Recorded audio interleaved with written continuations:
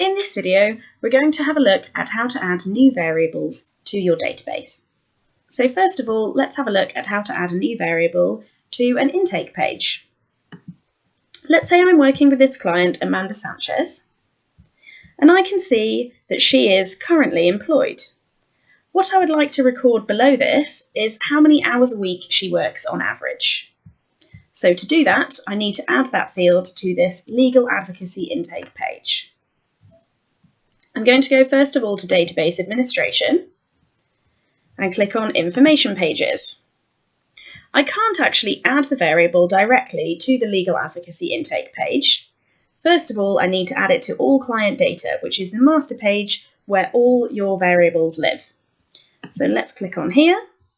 We'll go to Edit Page Structure.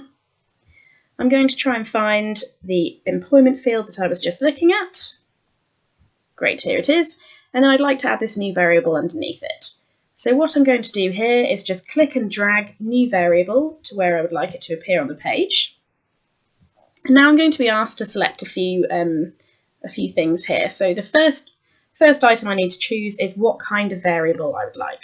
So if I click on this drop-down list, we've got quite a few different types of variables available to you.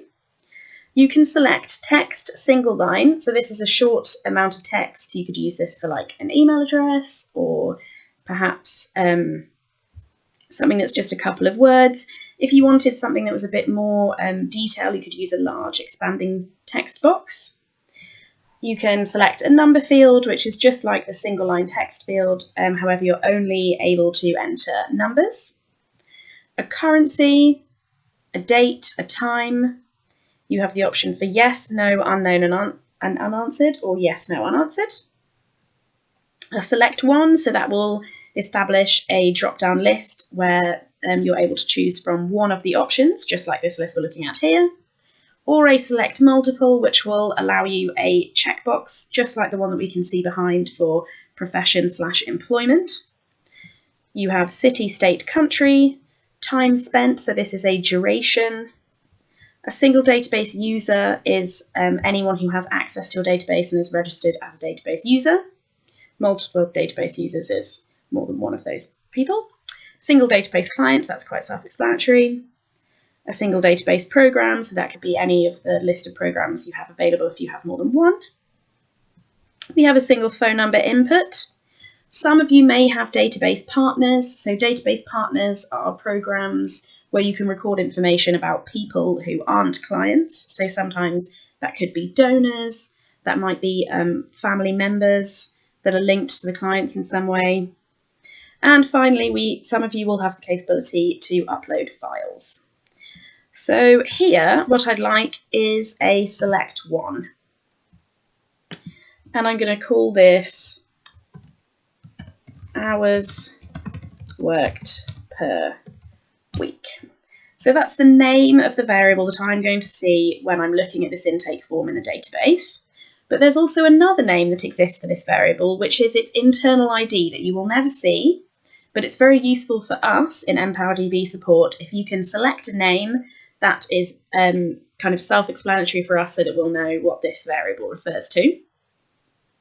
So there are a few rules for variable IDs. They can't start with a number or a capital letter. You can only use letters, numbers, and underscores. And it's great to kind of keep them as short and self-explanatory as possible. So I'm just going to shorten this to hours worked and then click Add Variable here. This is a select one field.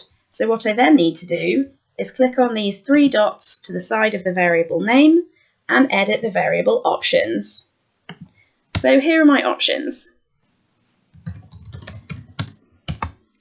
So perhaps I'd like less than 10 to be my first option. You'll see that automatically the database sets your first code as number 1. These are internal identifiers that the database uses to work out which of these options has been selected. So they're really important, and it's incredibly important that you do not set the same code for more than one option, because that would mean that there would be no way in the future of discriminating between those two variable options once you've inputted the data.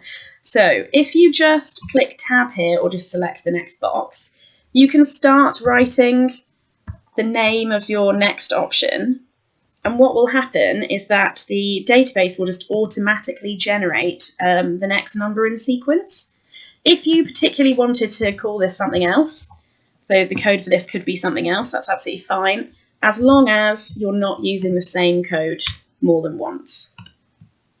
Okay, so if I just start typing in here, it's going to enter the next one, and so on and so forth.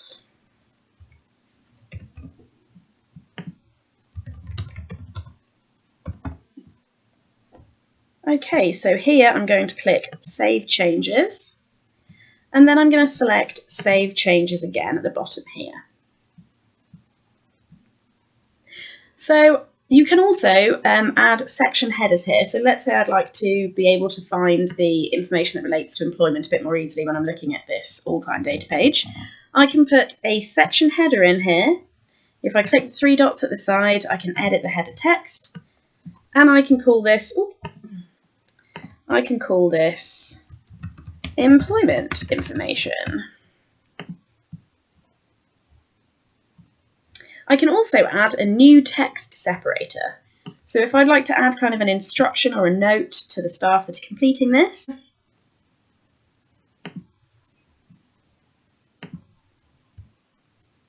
and I can say, please record average number of hours worked per week over the past month. Okay, and if I click Save Changes here, that field has now been added to my all client data page. So I need to go back to my information page that I'd like to add it to and just add it in there. So this was the legal advocacy intake. Let's scroll down to where we were looking at, so we can see we've got this employed currently, but we can't see the other employment fields at the moment. When you look at this information page, if you scroll up to the top, you'll see that you don't have an option to add a new variable here. You can add new section headers and you can add new text separators, but you cannot add new variables directly to secondary information pages, and you can read more about that in this help file here. So what you need to do to add a new variable to an information page is just find it in this unused variables and points in time section. It's easy for us to find the employment information because I added a header for it. So let's drag this hours worked per week field to where we'd like it to go and click Save Changes. Something else that you can do here is edit the visibility settings. So perhaps I'm only really interested in this information for people that have yes selected for employed currently. So if I click Edit Importance Visibility, I can make this visible only when a certain condition is met. The condition in this case would be employed currently, entered with yes. Great, so let's save changes here. And we're going to go back to my legal advocacy intake, refresh this page, and I should see under employed currently, yes, I've got the option now to record hours worked per week, and I'm going to say that she's working an average 31 to 40 hours per week, and save the changes there. Okay, so that's how to add new variables to information pages, and it's actually even simpler to add new variables to points in time.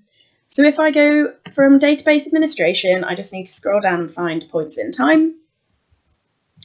Find the point in time that I would like to edit. In this case, that's incident abusers.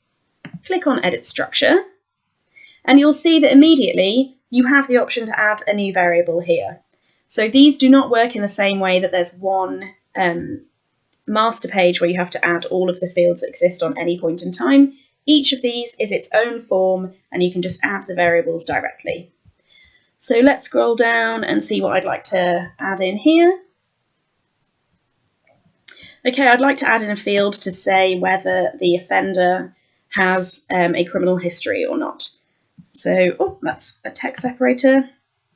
I can just click remove that because I added it by accident. And I'd like to add here a new variable. There we go. So this variable type, I'm just going to pick yes, no, unanswered. Or actually, yes, no, unknown, or unanswered would be better in this context, because perhaps we don't know if he has a criminal history or not. So, offender.